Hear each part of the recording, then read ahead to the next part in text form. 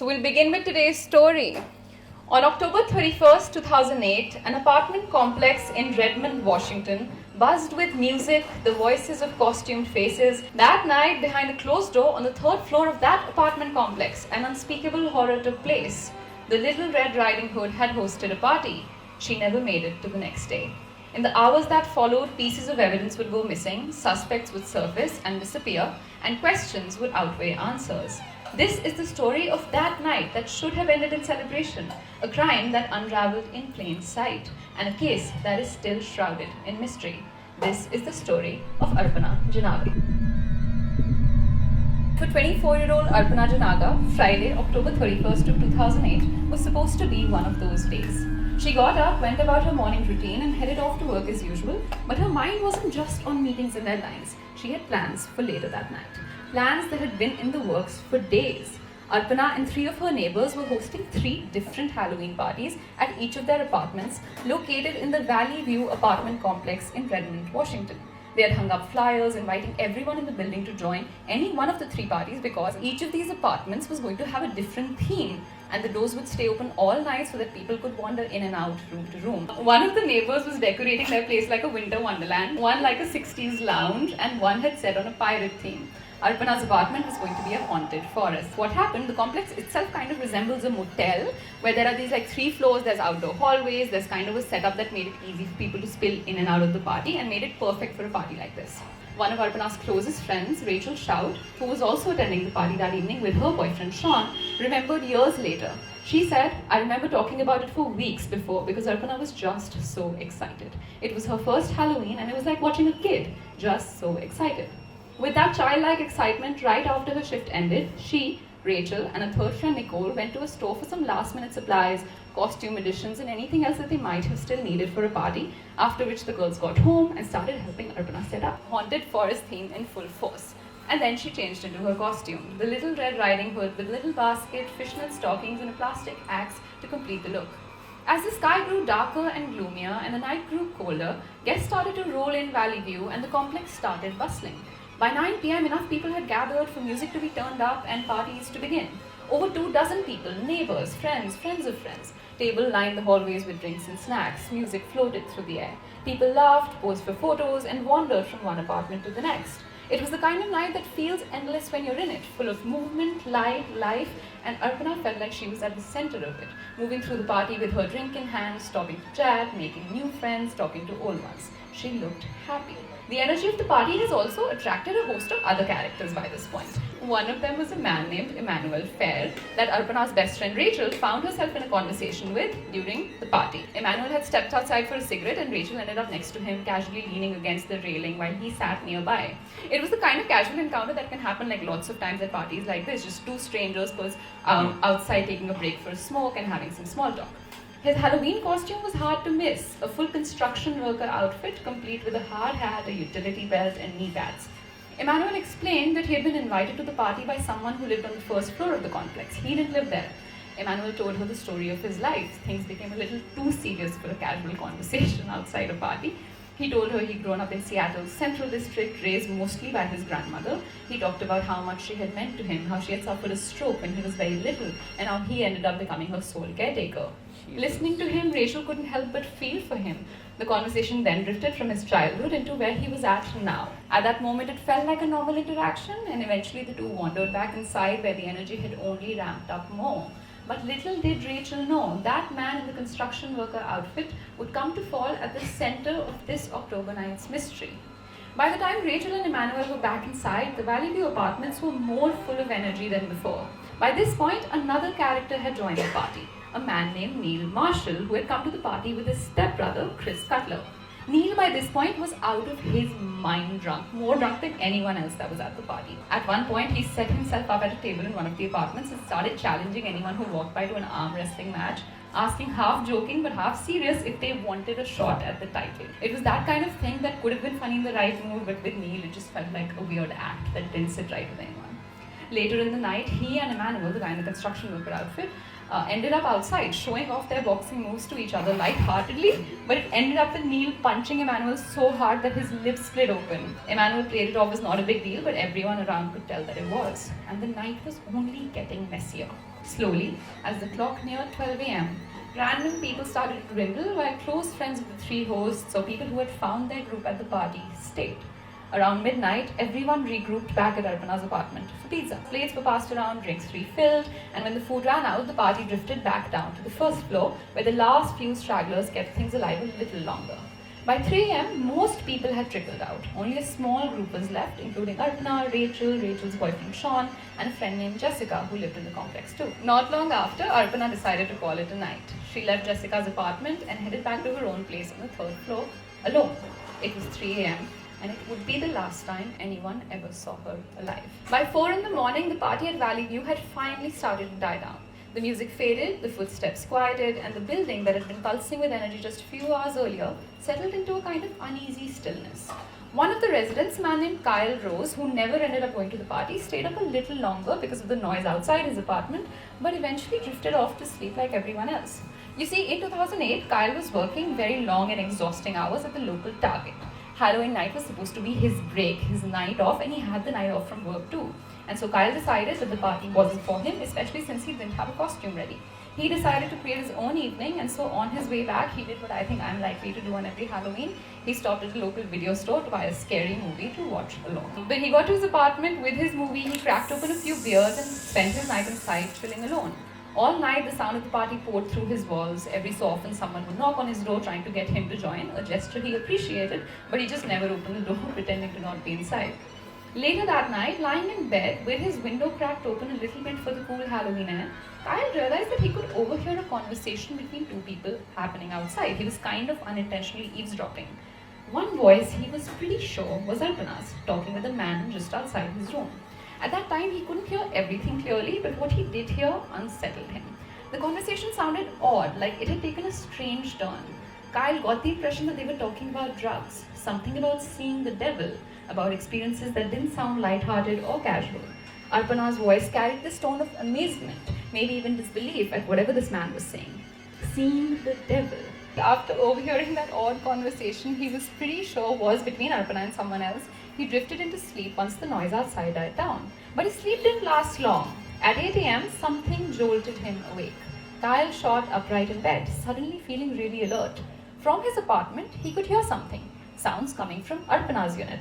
At first, he wasn't sure what he was hearing. It sounded like someone choking or maybe throwing up. The noise went on for about 20 seconds, rough and guttural. There was a thud too, a heavy sound like someone falling out of bed and hitting the floor. Thinking back later, Kyle remembered exactly how that thud had sounded. Heavy, but not sharp, the way it would if someone just fell from a bed onto the floor. No yelling, no screaming, no signs of a second voice, just that strange, low, growling sound and thud. In the fog of half sleep, Kyle tried to make sense of it. His mind did immediately go to worst case scenario. Halloween night, everyone's drinking, people stumbling around drunk. He chalked it up to Arpana having maybe too much to drink, maybe she was getting sick, maybe she passed out after throwing up, or maybe she was having sex. It didn't seem alarming enough in that moment for him to jump out of bed or check up on her. He told himself that if something was really wrong, it would sound different, it would sound worse. The sun was just beginning to rise by then, and outside the clouds were glowing with that early morning light. Everything looked calm. Sometime later that morning, as the complex stirred back to life, Kyle heard something else through the walls. His apartment shared a wall with Arpana's bathroom, so he could hear the sound of the water running. Hearing it reassured him. If the water was on, he figured she'd be completely fine, she'd be up and moving, and she's good to go. At that time, it felt like a good sign. But later he'd realize it wasn't. Back in India, Arpana's family was waiting for that US-India time difference to reach that exact sweet spot where they knew that Arpana would be waking up after a night out. And Aaron, Arpana's sort of casual boyfriend, was waking up waiting to hear from her too. Arpana's family was used to hearing from her constantly, sometimes multiple times a day. Every day brought some little update, a message, a phone call, something to let them know she was okay. But by Sunday, the day after Halloween, the silence was starting to stretch a little too long. Meanwhile, Monday morning rolled around, and over at Arpana's workplace, her absence was becoming noticeable to the people there too. Normally, she attended a regular Monday meeting without fail. The hours kept passing since the Halloween party, and no one heard from her.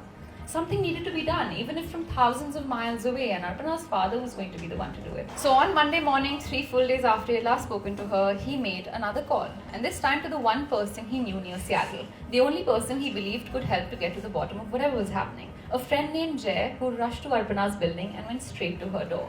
He knocked, waited, knocked again, harder and longer this time. Still no answer. That's when he noticed someone approaching, a man he didn't recognize at first. He looked to be in his mid-20s, average build with a goatee and sideburns. It was Cameron Johnson, one of Arpana's next-door neighbors. Jay asked if Cameron knew Arpana. Cameron said he did. Now the two men were knocking together. Jay gave the door a gentle push, and to his surprise, the bolt gave way. The lock had been broken clean off, splinters scattered around the door frame. It looked like someone had forced their way inside before them. Alarm bells immediately started ringing in Jay's head. The two men stepped inside the apartment, and Jay started calling out for Arpana, shouting her name, listening hard for any sign of movement, but nothing. The apartment didn't look trashed, but it didn't feel right either. Jay called out for Arpana again, raising his voice this time, hoping to hear her answer back from somewhere inside, but only silence. And then something small caught his attention. Sitting casually on the kitchen counter was Arpana's motorcycle helmet, one she never left behind if she took her motorcycle out. Jay knew how careful she was about that. She wouldn't have gone anywhere without it. But her bike wasn't outside in the parking lot where it should be. And so it just didn't add up. The unease was growing heavier in his chest. Jay moved down the hallway towards the bedroom, and that's where he found her. There was a body lying on the floor beside the bed, positioned awkwardly, her head angled towards the door, her legs stretching out towards the window.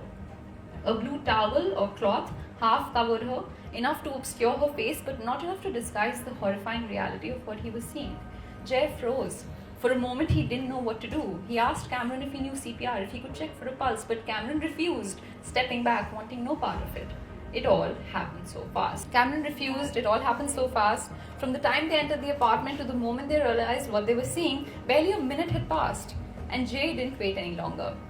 He pulled out his phone, dialed 911 while standing inside the apartment, and then stepped outside into the cold morning air, trying to explain the emergency to the dispatcher, who struggled to understand him through the panic in his voice and his accent. When the cops arrived on the scene moments later, they confirmed what Jay already knew.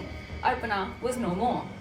Jay felt like his body was giving out on him. The weight of what he had just seen, the horror of it all, was just too much.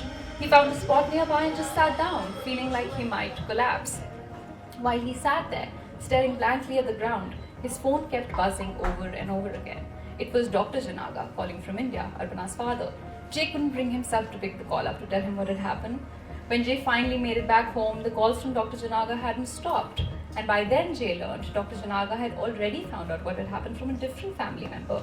He wasn't calling Jay to ask if Arpana was inside, but to ask just one heartbreaking question. Was there any chance that she could be revived? Was there any chance she survived? Jay knew there was no good answer to give. The answer was that Arpana Janaga had been killed and she wasn't coming back. Now a little bit of backstory on Arpana's life. She was born on November 3rd, 1984 in Hyderabad in India to a very close-knit, loving family. Her father, Desi Janaga, was a professor of computer engineering, while her mother, Nirmala, stayed at home to raise Arpana and her younger sister, Pavitra. Growing up, Arpana was the kind of child who seemed to have a little bit of everything inside of her. Creativity, ambition, curiosity. She loved singing and writing and gymnastics and grew up to become someone deeply interested in computers. She moved to Seattle, this big crazy tech scene. That's where she moved into this apartment complex. She moved into apartment 8946, a small, modest building with 3 floors, outdoor hallways, and 6 units per floor.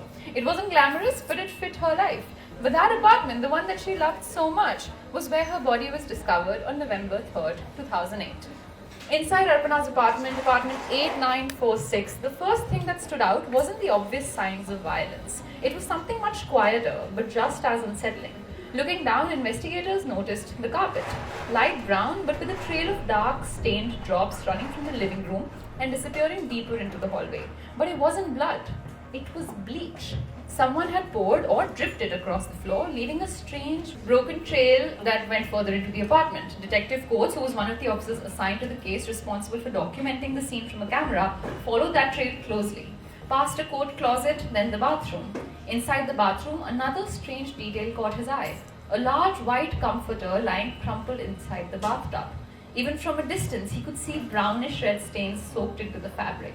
Codes snapped a few shots of the bathroom and then continued forward, almost directly across the hallway to the apartment's only bedroom. And that's where they found her. Where her hands had once rested against the floor, there were distinct blue stains left behind, later confirmed to be from toilet bowl cleaner. One of her arms showed some signs of chemical burn, and as the camera spotlight moved across her body, another detail became horribly clear. A slick, oily sheen covering her from her waist down to her feet.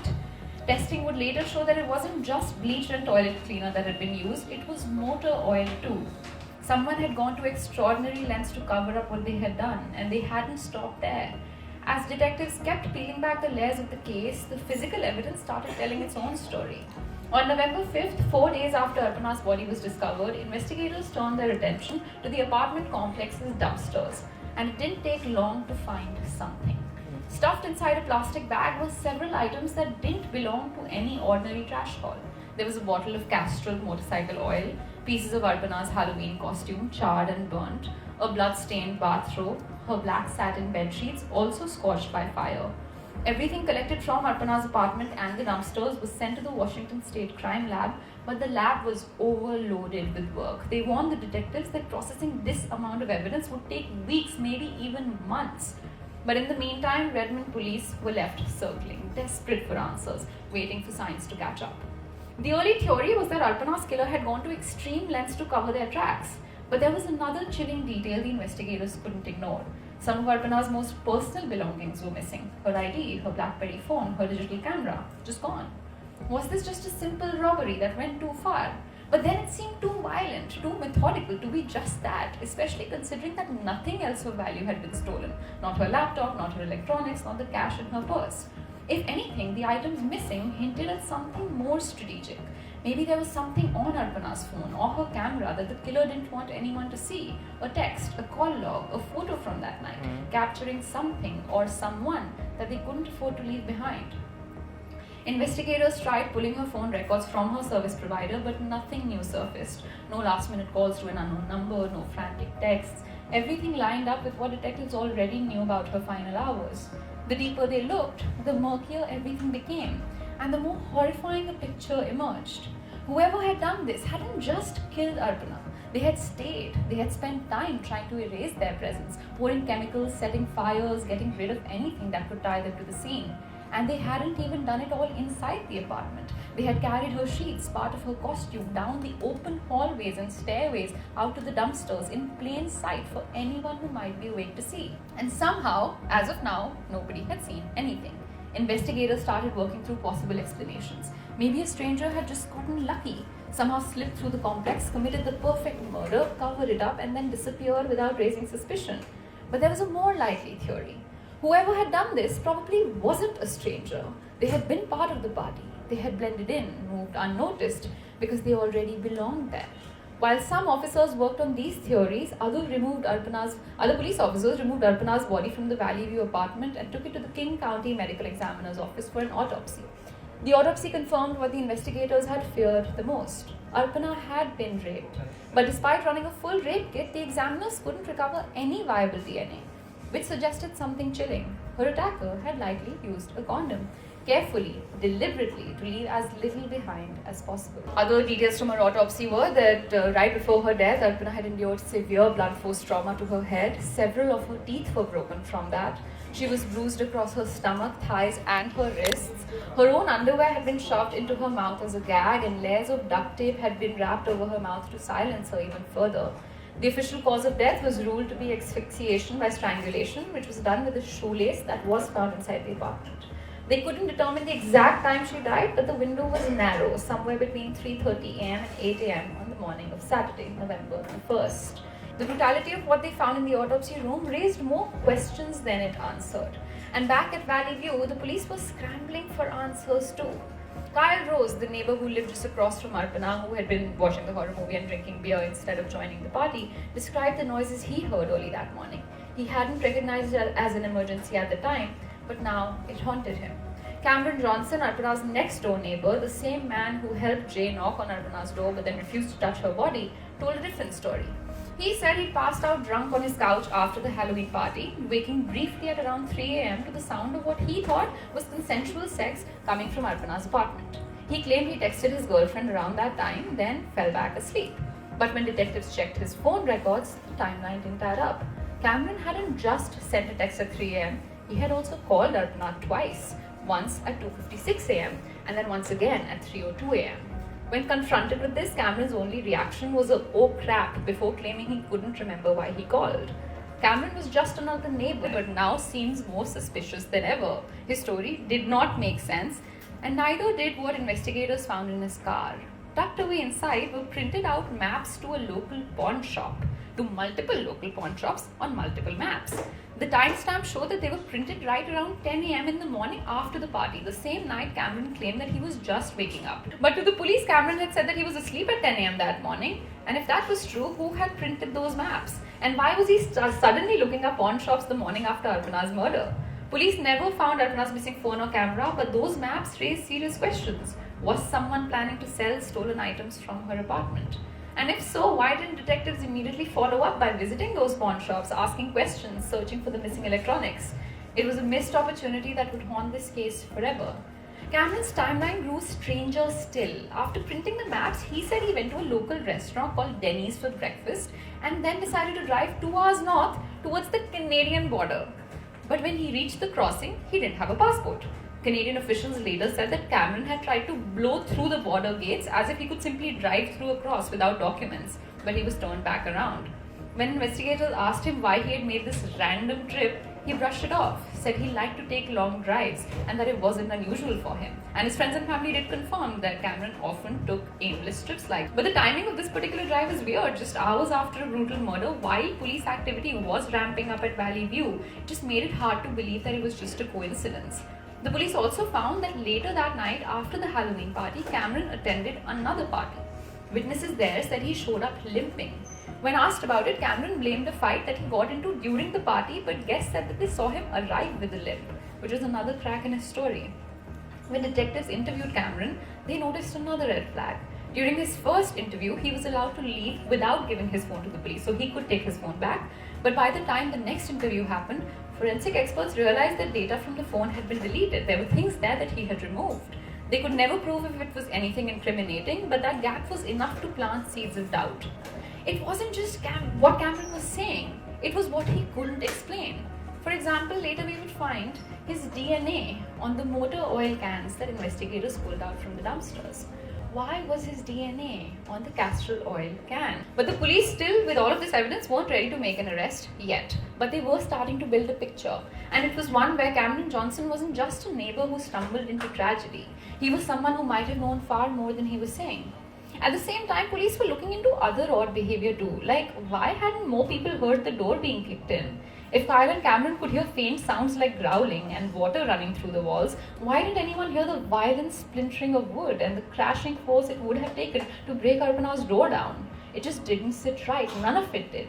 The crime was too brutal, too deliberate, too full of rage to have gone unnoticed. And yet somehow it had happened. Right there in the middle of an apartment complex filled with people without a single eyewitness to the act itself. Detectives were starting to realize this wasn't going to be a simple case. And the deeper they dug into the partygoers' accounts, the more it seemed like someone was lying and they needed to figure out who. While detectives were busy combing through witness statement timelines and the forensic mess that was left behind, another name was about to land in the timeline on the investigator's desk, almost by accident. Detective Brian Coates was reviewing photos taken at the Halloween party and trying to put faces to names, hoping maybe someone had captured something, anything that could help. And that's when he noticed a man he didn't recognize. He wasn't a neighbor. He wasn't someone who lived at Valley View. And in a party filled mostly with familiar faces, friends of friends, tenants, this one man stood out, dressed in a construction worker costume, complete with a hard hat and a utility belt. He belonged into the chaotic energy of the night just enough. But now, frozen in photographs, he felt like an outsider who didn't belong. Coates sent the photo around to neighboring police departments. Maybe someone would know him, he thought. Maybe he had a record. It didn't take long to get an answer back. The man in the photo was 27-year-old Emmanuel de Melvin Fair, though some knew him by his name Anthony Parker. Fair wasn't a stranger to law enforcement. He had a record stretching back years: robbery, unlawful firearm possession, drug charges. But there was something in his history that set off real alarms. Fair had previously been charged with the rape of a minor. a case that involved violent assault, threats, and a guilty plea. He had served time but hadn't vanished from the system. At the time of Arpana's murder, Fair had a warrant out for violating his sex offender registration requirements. The connection between him, Emmanuel Fair, and Valley View Apartments was one single woman named Leslie, a new friend he had met online who lived in the same building. Leslie had offered Fair a place to crash for the weekend, letting him sleep on her couch.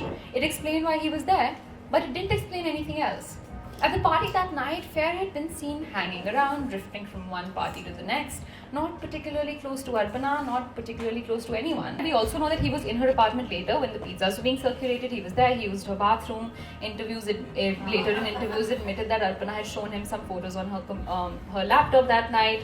But nothing about those interactions screamed violence. But now with Fair's background exposed, everything that he did that night seemed a little bit heavier. As detectives zeroed in on Emmanuel Fair, they brought him in for questioning. At first, his story was normal. He said after the party, he had gone back to Leslie's apartment, fallen asleep on her couch until the next morning. Leslie's the friend that invited him. The friend that he was staying with, right. It sounded a little too simple to the police though. Now when detectives dug into his phone, again, cracks started to show. Fair hadn't been sleeping through the night like he said he did. Between 2 and 5 a.m. he had made over 20 calls to 3 different women, including calls to Leslie, the very woman he was supposed to be staying with. And at this point there's these two men, two timelines full of holes. When we step back and look at all of it, Cameron was the one that was never far from the edges of the crime. Which of these men did it? Did they both do it? We don't know, and neither did the police at the time. But what they did know was that Valley View had been full of people the night Arpana died. But somehow, when it mattered most, nobody knew what really happened right under their roof.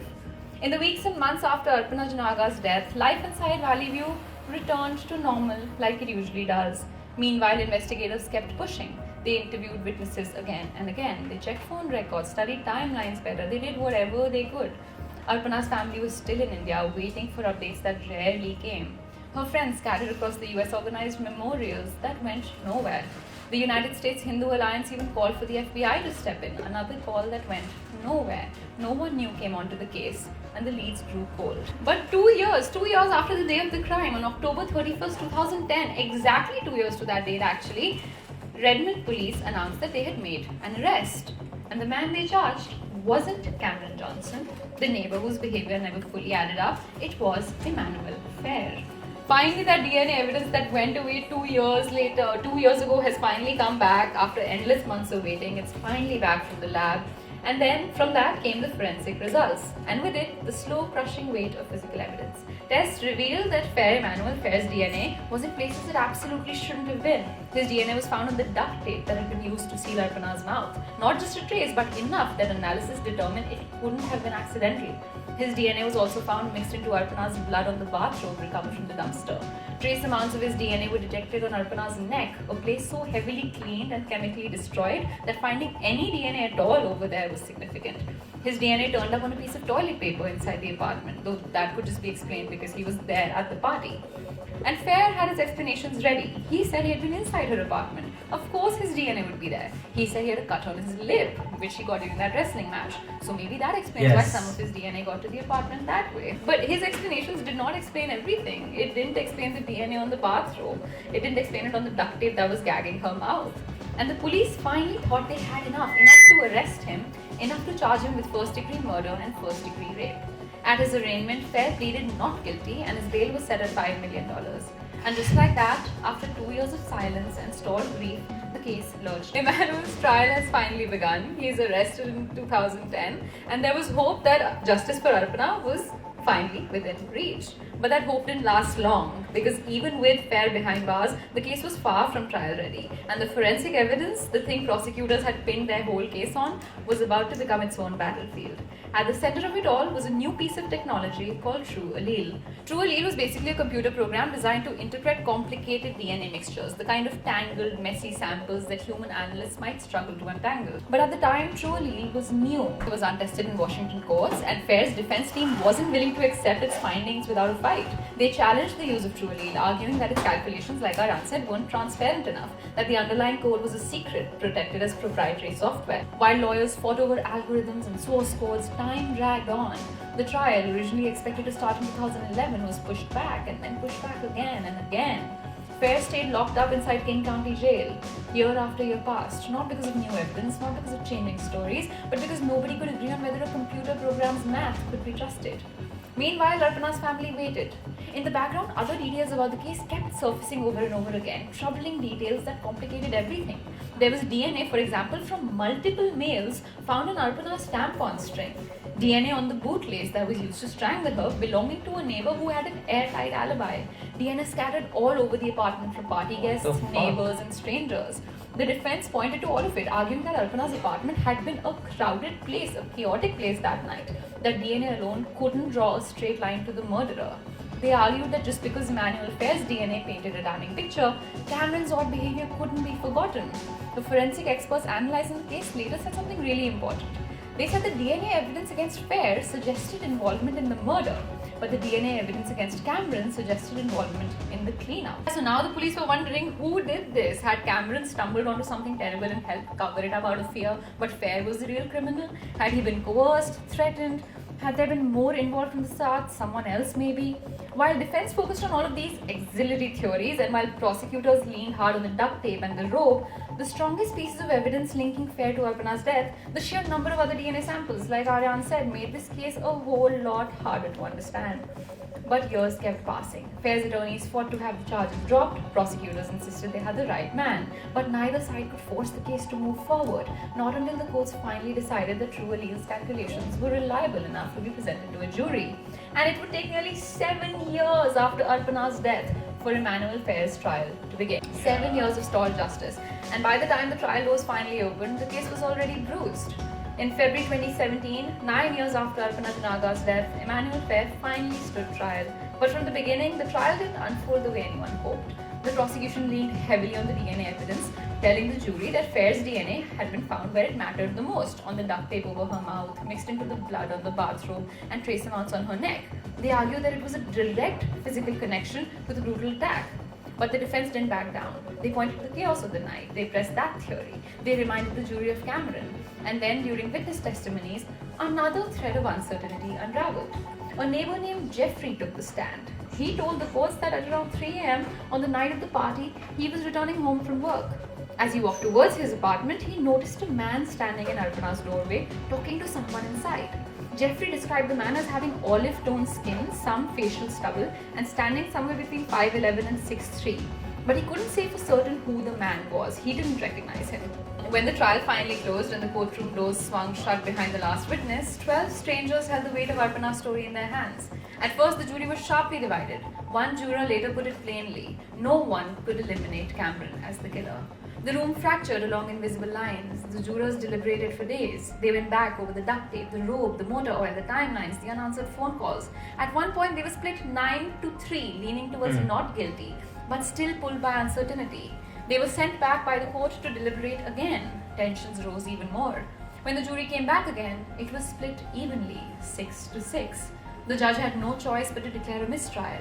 There was no victory that day. Arpana's family was forced to endure the unbearable all over again, knowing that even after years of waiting, years of fighting, the case that had stolen their daughter's life was still not closed. Fair was sent back to jail to await a retrial. After the mistrial, everything slowed down a bit, and then the same happened in the year 2017. But even that hope of a new trial in 2017 quickly fell apart. Days before jury selection was set to happen, the case hit another wall. The defense's team filed new motions, arguing that prosecutor couldn't keep saying that Fair had an accomplice in Cameron if they didn't actually charge Cameron, which is actually a fair point. You can't keep saying that maybe he had this accomplice, but then not bring that accomplice to trial. Fair's lawyers are just trying really hard to get this man out of prison. It's not working. They said that the investigation had been mishandled from the start, that the detectives had been more focused on Fair's criminal record and his race than what the evidence actually showed. They said Fair was an easy target, the outsider, the felon, the man who didn't belong.